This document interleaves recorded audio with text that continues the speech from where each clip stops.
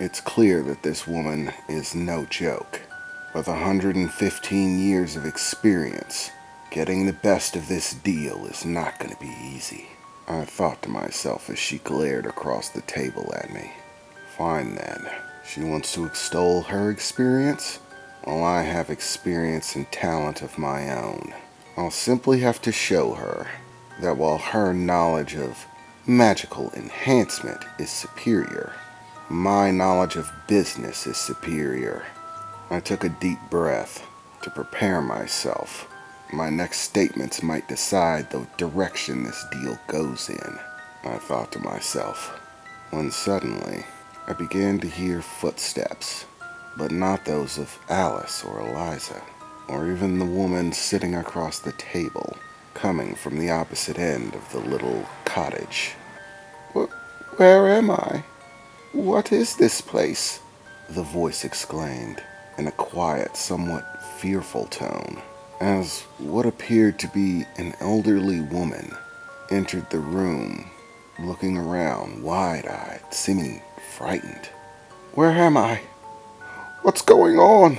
The old woman exclaimed, terrified.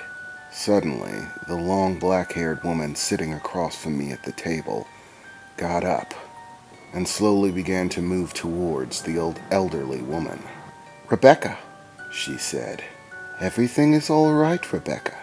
You're not feeling well. Renee? Is that you, Renee? Where are we? Yes, everything is all right. You're simply not feeling well, the long black-haired woman said, slowly approaching the elderly woman, removing a small vial from a satchel that held around a belt on her waist that glowed in effervescent violet color, small bubbles popping up in the vial. You just need to take your medicine, Rebecca. Everything will be all right, she said, calmly approaching the woman, extending an arm to try to take her hand. No, you're not Renee. Renee never calls me by my name. It's okay, Rebecca, the black-haired woman announced, softly, gently. You just need to take your medicine. You'll feel better. Myself, Alice, and Eliza simply began watching the exchange. What was going on? Who is this old woman? No, I don't want to. You're not Renee. You're lying, the old woman said, becoming more frightful by the second, beginning to back away. Just calm down, Rebecca. Take your medicine, the black-haired woman said, trying to begin moving quickly, or at least more so towards the elderly woman. No, stay away from me, the elderly woman began to shout, pacing ever faster backwards, beginning to head towards one of the shelves filled with glass bottles, when all at once, Escalera, the black-haired woman announced, raising her hand, and with another beckoning of her fingers, a violet flash came over the elderly woman, who suddenly stopped moving. Her face grew dull and expressionless. She stared vacantly down at the floor as if she was absent of thought, her hands slowly relaxing to her sides. What are you doing? Eliza shouted. Leave that poor old lady alone, she shouted as she began to run forward towards the situation. I jumped out of my chair, grasping Eliza, holding her back. Eliza, no, I shouted. This is not our concern. We don't know what's going on here. And even if we did, it's not our place. We're here to do business, Eliza. How can you say that, Reginald? Eliza shouted at me, still trying to push her way past. It doesn't matter, I replied. It's not our business. We don't know what's going on. And even if we did, it's not our concern. Stay out of it, I said, holding her back. The look on Eliza's face was furious. She did not like the situation. Alice simply stared, watching the interaction with a curious expression, wondering how it was going to play out. Meanwhile, Eliza was gritting her teeth in anger. letting out a small growl in the woman's direction. The long black-haired woman slowly approached the elderly woman, raising her hand with her own and placing the small glass vial within it, removing the cork and ensuring the elderly woman's grasp was firm upon it.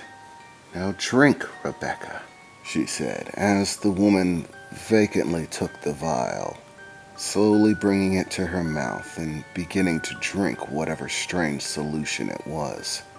As she emptied the vial, drinking the last of its contents, for a few moments nothing at all seemed to happen.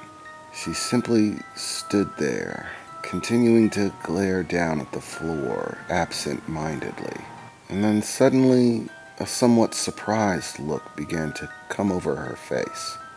She began to look around the room, taking in the atmosphere, the things and objects dotted about, turning towards the long black-haired woman.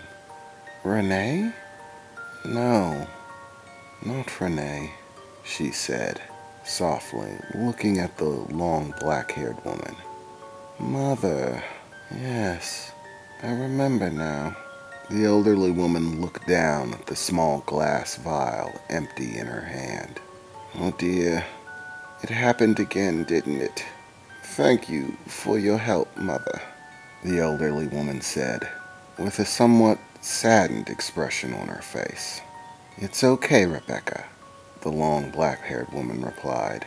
"You needn't worry. I will take care of you." "How long?" the elderly woman replied, staring down at the vial in her hand. "How long do you think this will last, Mother? I've grown old. My mind is escaping me bit by bit. The medicine you give me will not stop the march of time, Mother. You will have to let me go." "Do not be ridiculous, Rebecca," the long black-haired woman replied. "Just let me help you. I have the power to do so. You know I do. You do not have to grow old and weary. You do not have to be tired. Magic is your birthright. You need not fade away as others do. Why? Why do you refuse? Why do you choose to let time weaken you so? To simply slip away as if sand in an hourglass, when you don't have to, Rebecca." The old woman looked up from the glass in her hand towards the long black-haired woman. "Mother, I don't want to be immortal. I don't want to live forever.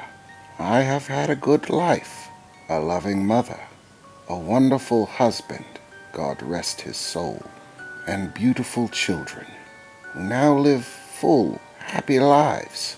Mother, the point in any game that you are to truly enjoy, is that there is an end to it. That when all the fun has been had and all the joy experienced, the game can come to an end. Life is no different. For all the years that have passed, not a single one marks your face, Mother," the elderly woman said, raising her hand and placing it gently upon the face of the long-haired woman. "But you have also lost a great many things, my brothers and sisters, your husband. While time has not touched you, all that exists around you still fades away. I do not wish to watch my world fade away as I move on. Soon enough my time will come, and I accept that, as I hope you will too, Mother."